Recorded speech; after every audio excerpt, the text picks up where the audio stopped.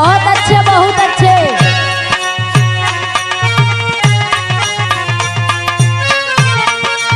ओ हो।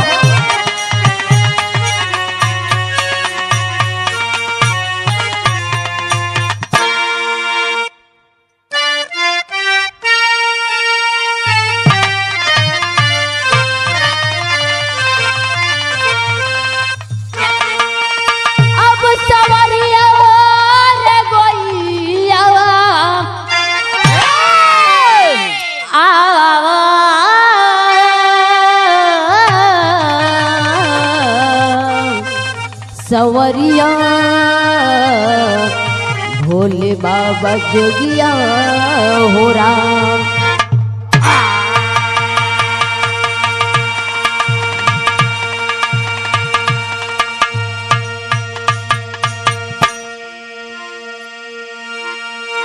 यद कुल की गाथा यद्यपि है निराली, कहीं खिलता सुवन तो कहीं सुख जाय डाली। आल्हा जो जग में अमरी है कहानी, राजा डोमराव से उनकी बनती नहीं। एक दिन लेके लश्कर चले बबुरी वन में, अरे खेलन शिकार इंदल सुखमानी। अरे मेला लगा था उसी बीच में, बक्सर की मेला की अद्भुत कहानी।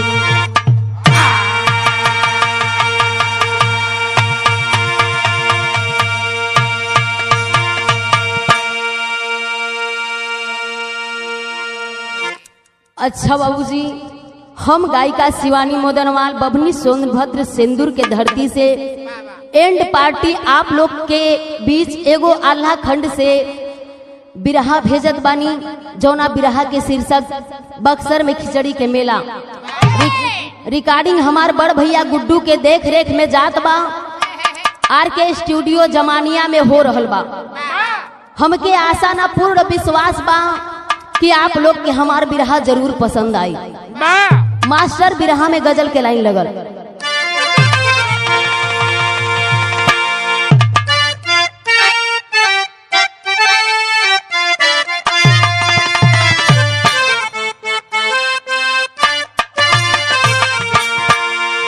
अरे काबे में, अरे काबे में तेरा जलवा, काशी में नजारा है।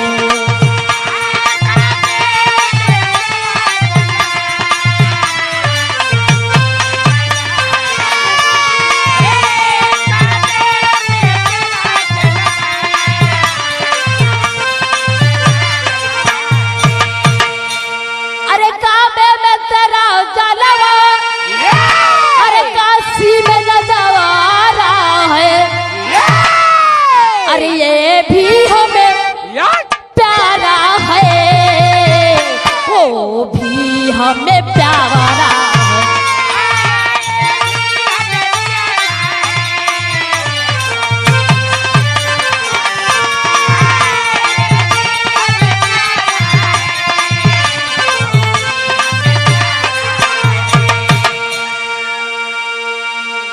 बाबूजी तो तर्ज रह, लेकिन भाव में का बतावल गई कि अरे वीरों की, अरे वीरों की शहादत में एक ऐसी जवानी है।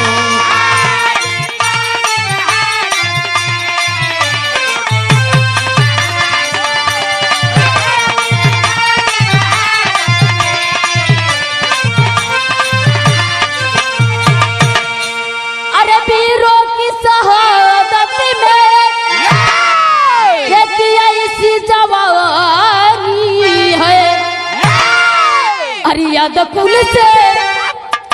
कुल से सभी डरता, किसी में कितना पानी है।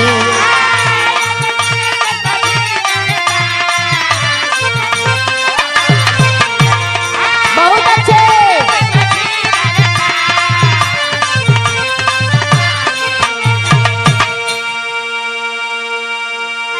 गौर करेंगे बाबूजी, हमारे बिरहा की लाइन आपको साफ साफ कहानी छलक जाएगी। मास्टर बिरहा में नजम के लाइन लगल।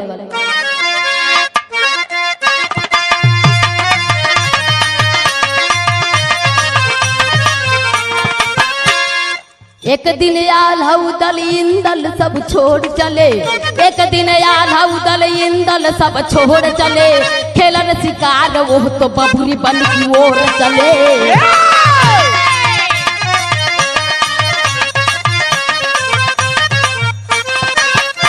सोनवा फूलवा से कही बात एक निराली है, सोनवा फूलवा से कही बात एक निराली है, घुमन मेला चलो अंदाज की मतवाली है।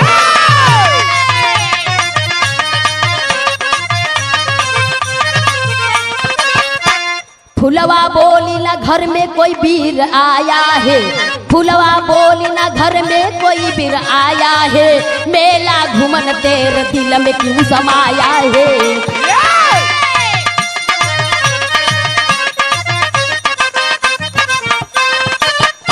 कहीं कुछ बात हुई मर्यादा महोबा वालों का, कहीं कुछ बात हुई महोबा का मर्यादा है, बात ही बात में तब बात बढ़ा ज्यादा है।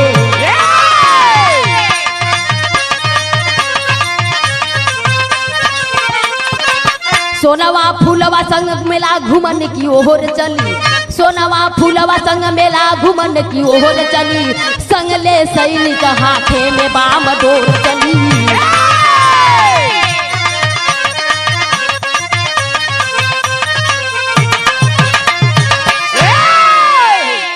बाबूजी कहानी पर गौर करिहन, कहानी कहवा से लिहल गई। आल्हा उदल इंदल एक दिन उनके मन में विचार आयल कि हम शिकार खेले बबुरी बन में जाई। ए बाबूजी कैलन का कि तीनों जना अपन अपन शिकार खेले बदे चल दिहलन। घर में कोई वीर ना बा। इतने में अचानक फूलवा के मन में ये विचार भइल कि हम आज खिचड़ी का मेला लगल है बगल में देखा जाई। अपने बहिन सोनवा से लगी कहे कि दीदी हमके मेला घूमे जाए के विचार कैले हम। सोनवा समझावत है कि हरे पगली हरे, अरे हई मेला देखा जावे, घर में कोई वीर बाय नहीं। हे बाबू, फूलवा सोनवा की बात को मानती नहीं है, जबरदस्ती कर देती है। बतावल जाला बाबू कि अगर कोई जिद कर देवला तो ओकरे आगे इंसान झुक जाला। बाबू फूलवा की बतिया माने के भय लव कैलस का कि अपन सैनिक थोड़ मोड़ गांव घर में रहलन, उनके बोला के साज के और फूलवा के लेके मेला घूमे चल देहलस। मास्टर जब मेला घूमे फूलवा चल देहलस त अगवा भइल का तर्ज लगल।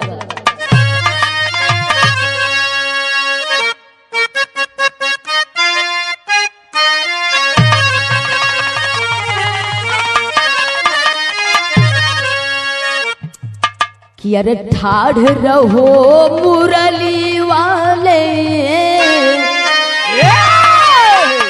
अरे ठाढ़ रहो मुरली वाले, गगरिया धरे धैले आई।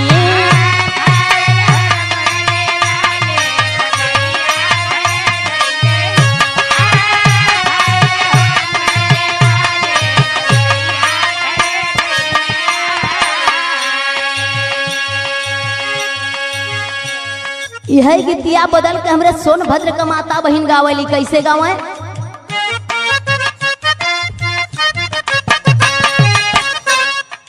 का होई पूरी मिठाई, का होई पूरी मिठाई, बलम मोरा सतुई के राजी।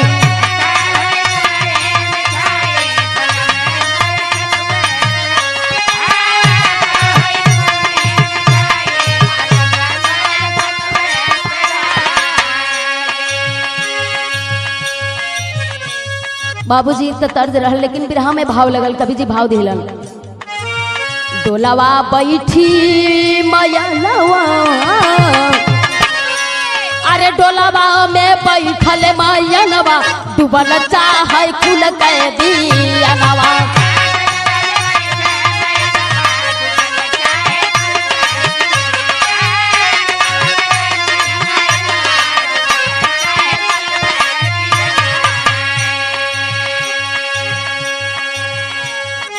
चली भैली मेलवा के देखे जननवा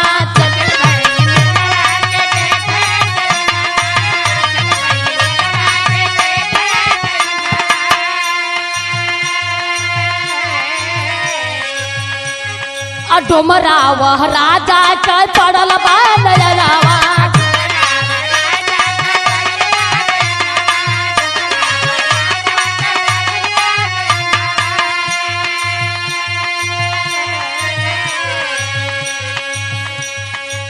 अरे बैरी गयली जननवा अरे बैरी गयली जननवा डुबल चाहे कुल कह दियनवा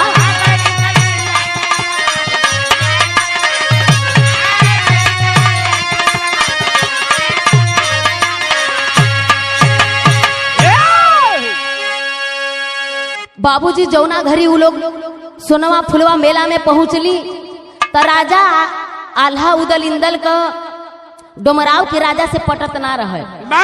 अचानक डोमराव के राजा के नजर वो दोनों जनानन पर पड़ गई। ए बाबूजी जब उनकर नजर पड़ गई तो कैला का कि अपन सैनिक भेज के उन्हन का डोलवा कैद करा लिहला। दोनों बेचारी कैद में हो गई। उ लोगन दोनों जने के आंख से आंस बहत बा। फुलवा मन में विचार करत बा करे पगली हम जवन सोचली है भाई। बाबू अपने मन में अरमान सजौली कुछ और लेकिन होई कुछ और। मास्टर बिरहा में तर्ज लगल।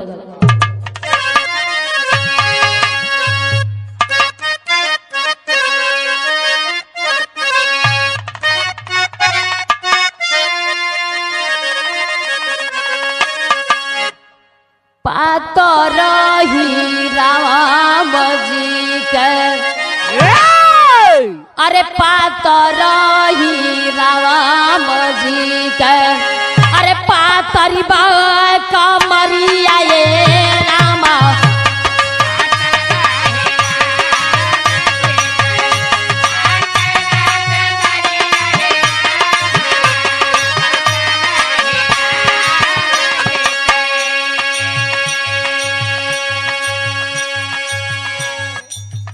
पातर ही राम जी के अरे पातरी बा कमरिया ये रामा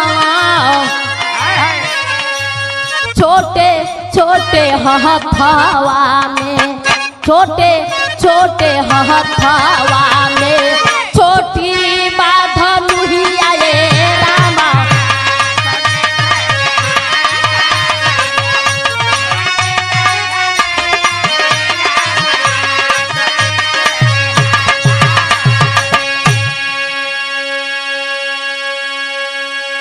ही तो तर्ज रहल मास्टर। लेकिन कवि जी बिरहा में भाव बड़ा सुंदर लिखला कि अरे सोनवा फूलवा रोवे रे लगली अरे सोनवा फूलवा रोवे लगली घेरली बदरिया हो रामा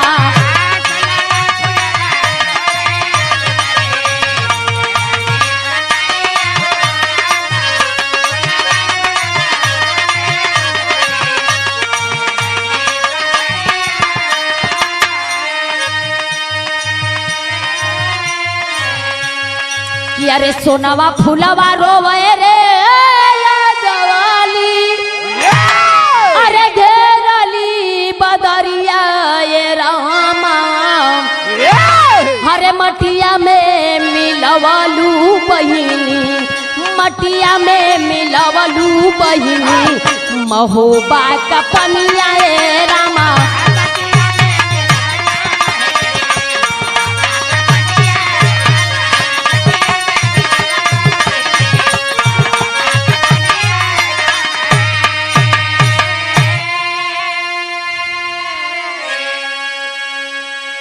सोनवा रोवत बे फुलवा के समझावत बा के रे बहिनिया अगर हम जनले होई तैसन कर्म ना होत कि अरे यार जी लगवले पानी सुन हो मयरिया गंगा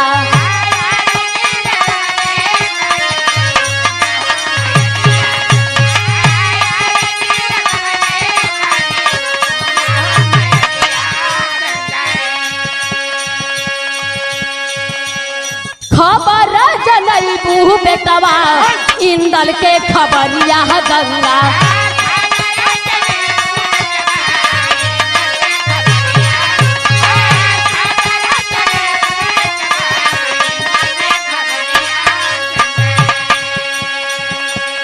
अरे पूजा बाबा करइबे रे हमहू, अरे मानी जा बचनिया गंगा। अरे मटिया में मिलवलू बहिनी, मटिया में मिलवलू बहिनी, महोबा कपनिया ये रामा।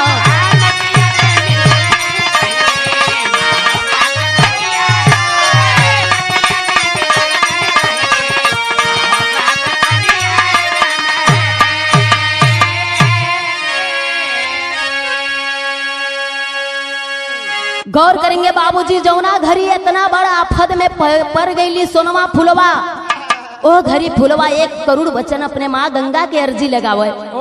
मन ही मन अर्जी लगौलस के हे मैया गंगा, हमन तो दोनों जने फंस गल बाटी, लेकिन हे मोर माई गंगा माई, तो हमारे बेटवा इंदल के कौनो रूप में जा करके और उनके सूचना बतावा। बाबूजी करोड़ भेष में दोनों सोनवा फुलवा रोत बाटी और एक बात कहली, बिरहा में तर्ज लगल कैसे।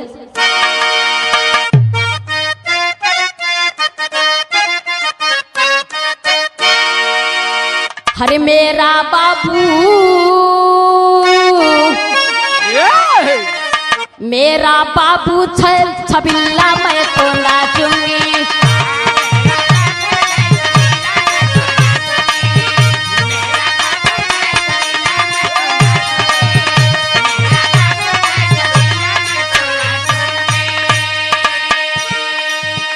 मेरा बाबू छबिल्ला मैं तो नाचूंगी, मेरा बाबू रंग रंगीला मैं तो नाचूंगी, मेरा बाबू छबिल्ला मैं तो नाचूंगी।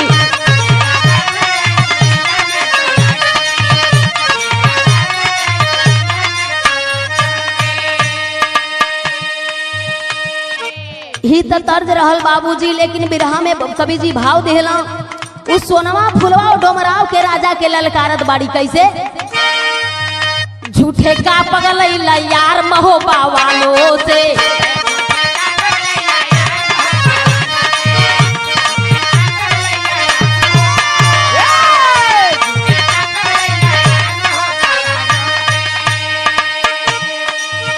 लड़के ना पाइबा तू पार महोबा वालों से, लड़के ना पाइबा तू पार महोबा वालों से, झूठे का पगलैला यार महोबा वालों से।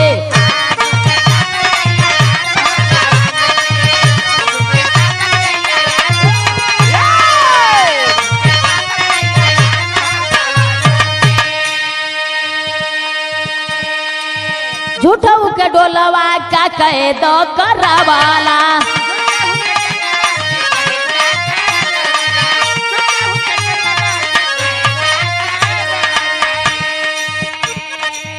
अपने मऊतिया के काहे बोलावाला।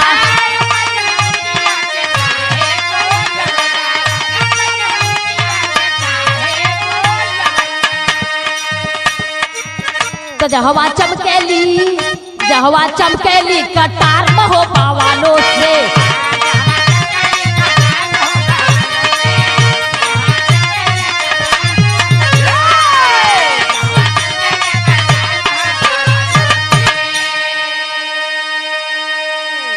पछाड़ देती हैं दोनों बहन उस महोबा के डोमराव के राजा को। वो लोग ललकार दिए कि अरे राजा, जिसपे तू नाज करता है, जिसको घमंड कर दिया और हम लोगों को कैद कर दिया, ये नहीं जानता है कि महोबा वालों में कितनी ताकत है। हमने भी अपने पुत्र को जन्म दिया है जो तुम्हारे टुकड़े टुकड़े कर देंगे। जिन महोबा वालों से तुम हाथ मिलाए हो वही तुम्हारा बलिदान देंगे। बाबूजी बिरहा में टेरी का लाइन लगल।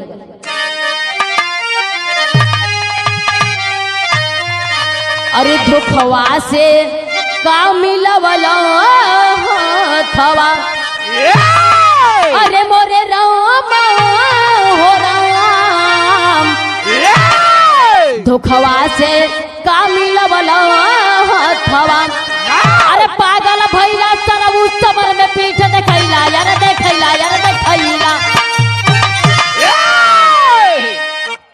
धोखवा से का मिलैला हथवा, पागल भैला सरऊ समर में पीठ देखैला, धोखवा से का मिलैला हथवा।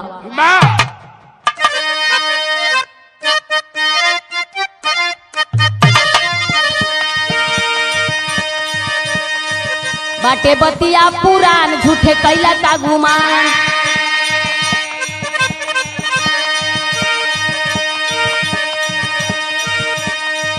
होई बगिया बिरान सुनसान बखरी,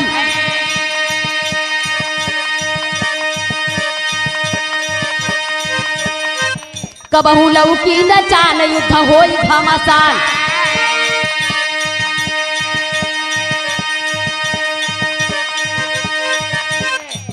सुनी शेर के दहाड़ होई बिरान बखरी,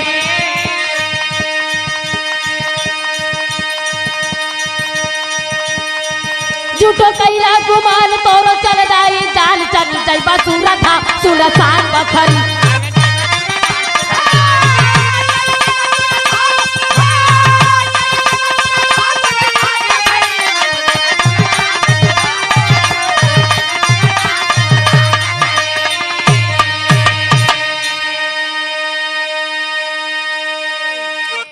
ए बाबूजी सोनवा फुलवा डोमराव के राजा के ललकारत बा, चरे गुमानी झूठही में गुमान कैले हुआ, तोहारी गुमान क्षण भर में छल बल हो जाई।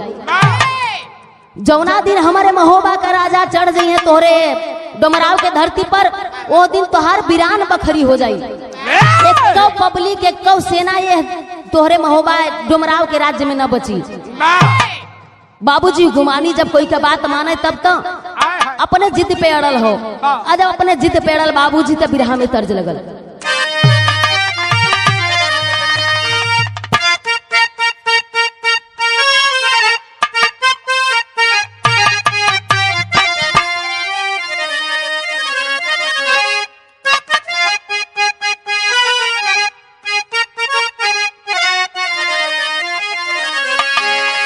सुनीला की ससुरा में झूर झूरा मोती झरे,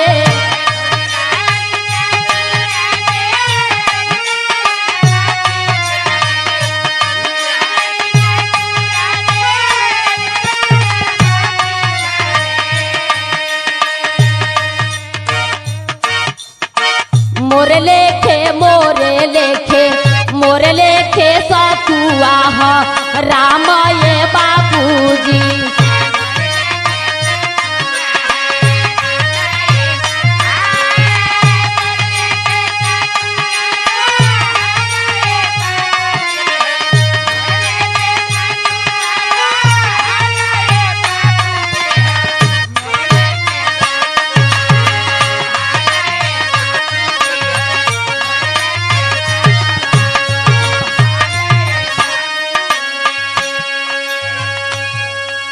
तो तर्ज रहल मास्टर, लेकिन बिरहा में भाव लिखल गई। अबला के बतिया सुनी गंगा महारानिया हो,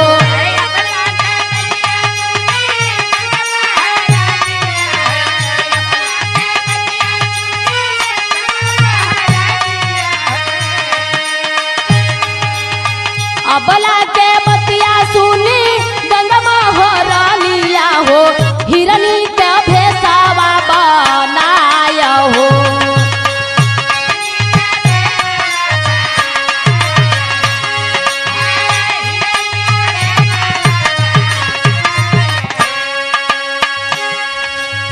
धीरे धीरे चली भैली बबुरी के बनावा, जहाँ शिकार खेल इंदल बीरानावा, देखत शिकारावा के मनवा लो भाई रे गैला।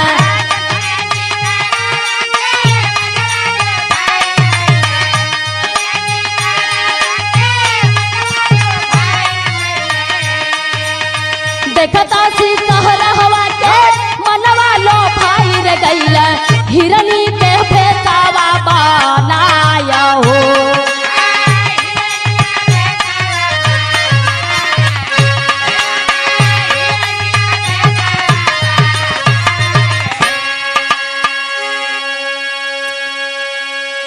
हे बाबूजी जौना समय वो दोनों रबला पुकार कैली मन ही मन ओ घड़ी गंगा माई के माया लगल और गंगा माई कैली का बाबूजी ये हिरनी का भेष बना के और जंगल के ओर चल दहली। जब जंगल के ओर चल दहली बाबूजी धीरे धीरे बबूरी के वन के तरफ पहुंच गई। वही बबूरी के वन में बेटवा इंदर शिकार खेलत रहलन। जब शिकारी का नजर वो हिरन पर पड़ गई बाबू तो शिकारी मन में सोचे लगल कि इतना सुंदर हिरन कहाँ से आएगा। बाबूजी जब सोचे लगलन तो बिरहा में तर्ज लगल।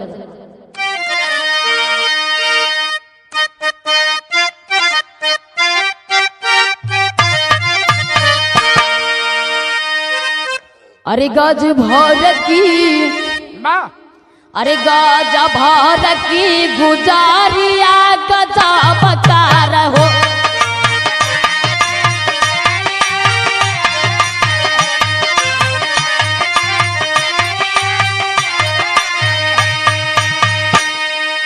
अरे जबनिया बोलाइया बसा बकार हो रे गज भर की गुजारिया गजा बकार हो।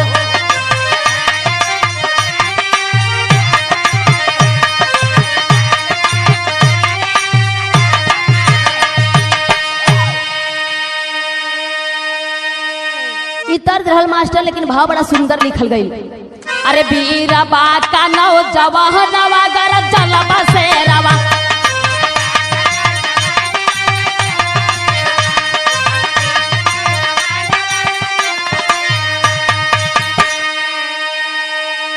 अरे गर जलबा से रवा हो गर जलबा से रवा रे बीरा बाका नौ जवाहनवा गर जलबा से रवा।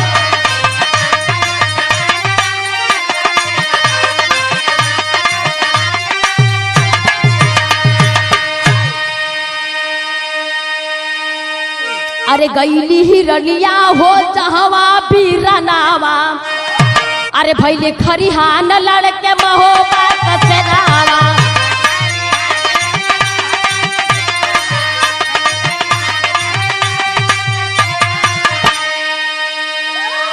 अरे बिलिखत शरीरिया अरे देखाई बजोरवा रे बीरबा का नौ जवाहनवा गर जलबा से रवा।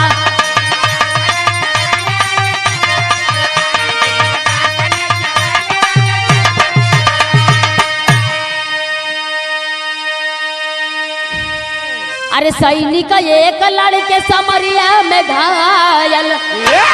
अरे लेके गईल माता के जिया भइल घायल।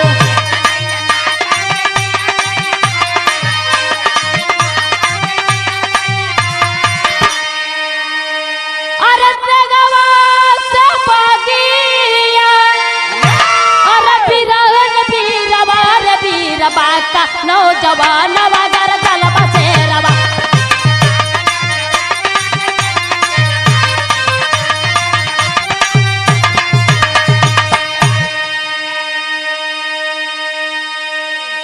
डांट करके इंदल बोलता है जवान अरे अगर तेरे में दम है तो मेरे में भी दम है। तू अगर अपने माँ का दूध पिया है तो मैं भी अपने माँ का दूध पिया हूँ। अरे अगर तोहके लड़ाई करे रहता मर्द से मर्द जुझल रहता है जननी के कैद करके कोनो बिरताई ना कैला।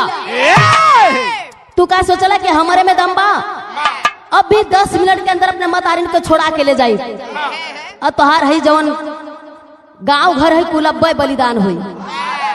हे बाबूजी इतना बतिया जब कहलन तो उन तो लगन हड़ हड़ हड़ हड़ कापे और जब कापल तो बिरहम विदेशिया के लाई लगल।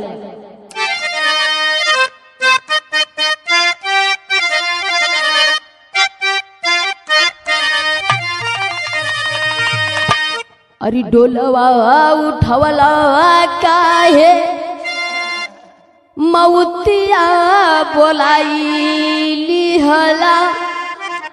अरे जननी के कैदू का करवला गुमनिया।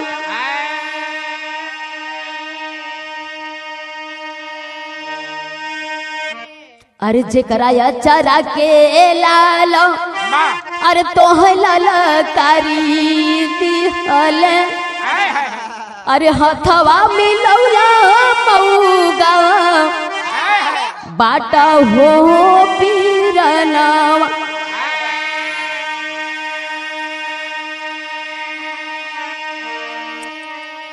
अरे धोखावा से डोलावा काहे के उठवाई लिहला। अरे आई के समरी में आ जा माई ले बजोरावा।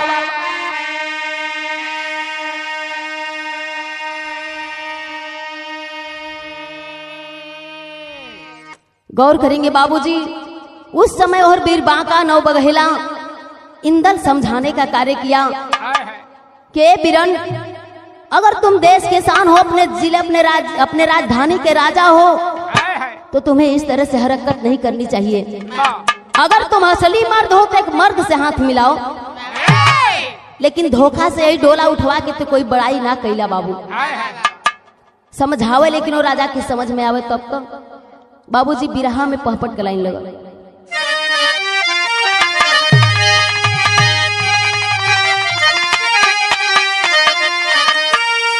अरे खट तेगा चलय लागल, अरे खट तेगा चलय लागल डोमराव के बखरी। अरे तो कोई ना या जमाई जो रवा सुखाई धरती।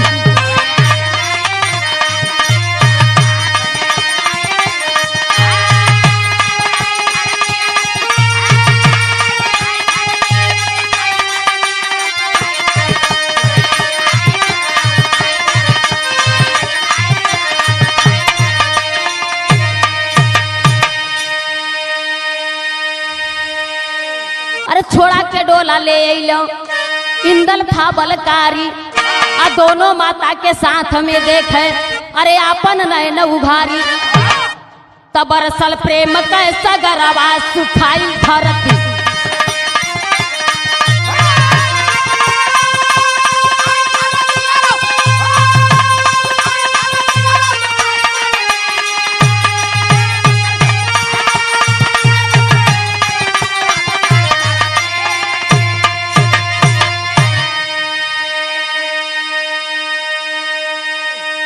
ए बाबूजी इंदल के बल के बारे में डोमराव का राजा ना जानत रहलन। 10 मिनट में पूरा सैनिकन के मार गिरौलन और अपने दोनों मतारिन का डोला उठा के जब चलन तो उनके शरीर से प्रेम के सागर झलके लगल। बाबूजी जब खुश भइलन ओ घड़ी बिरहा में आल्हा से लाइन लगल।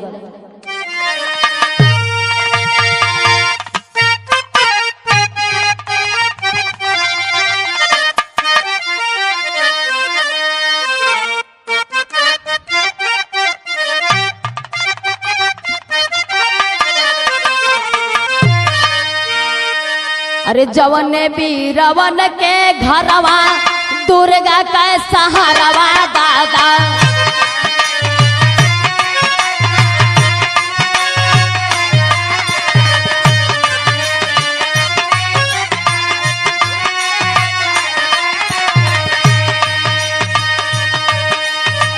बन शक्ति खुद बैठल रहली राखवा।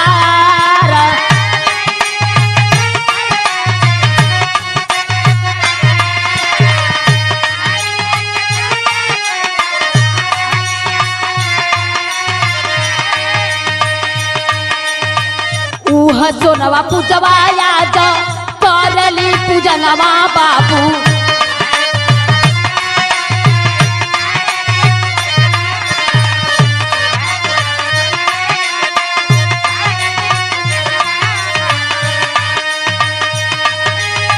गंगा रूपी रली लहली जाता बताया।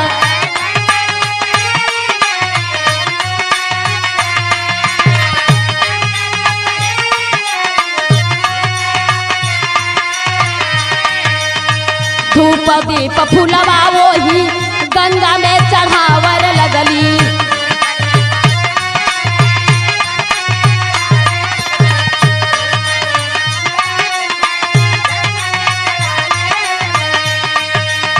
डोलवा के साथ चले इंदल बलवान।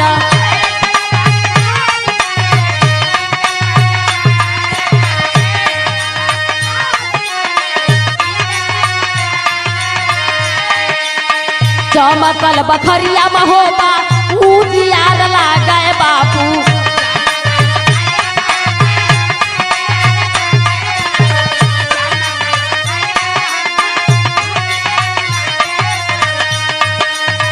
जेकर स्वयं जाननी हो बन के खेवनहार।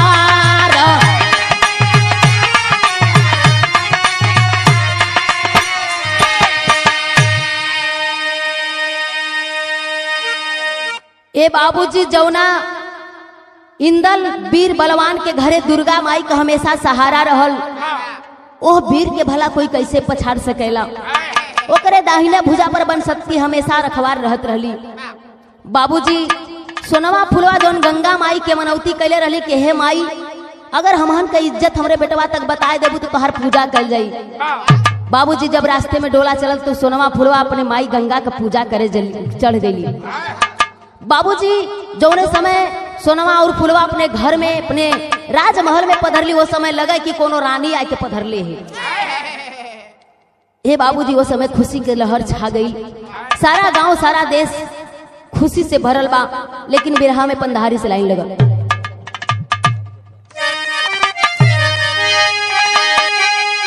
अरे भक्ति में मरल सगरवा, अरे सोहाई नगरी, भक्ति में भरल सगरवा, अरे सोहाई नगरी, तजबले दुर्गा रही है होइना पीरान बखरी।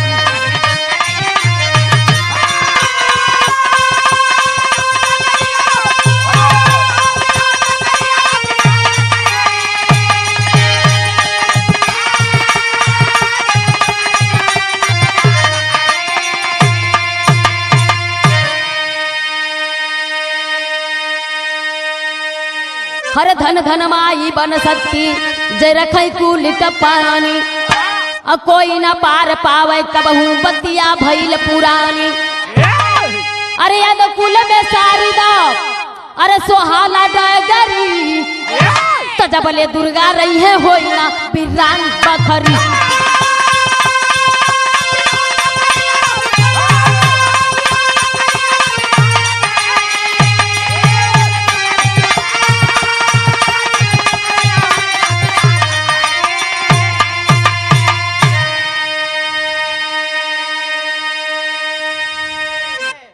बाबूजी डोमराव के राजा पछाड़न गईलन और इंदल आल्हा उदल ई लोगन के वीरताई प्राप्त भइल।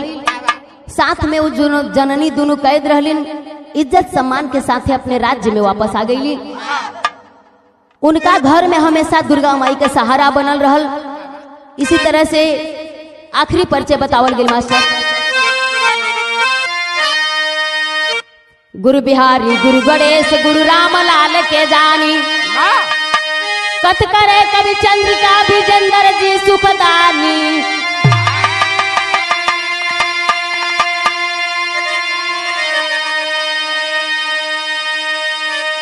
अरे धुखवा से का मिलवलो हथवा, अरे मोरे राम हो राम, धुखवा से का मिलवला हथवा, अरे शिवानी आशीष का दुर्गा माई से नतवा, दुखवा से का मिलवला हथवा।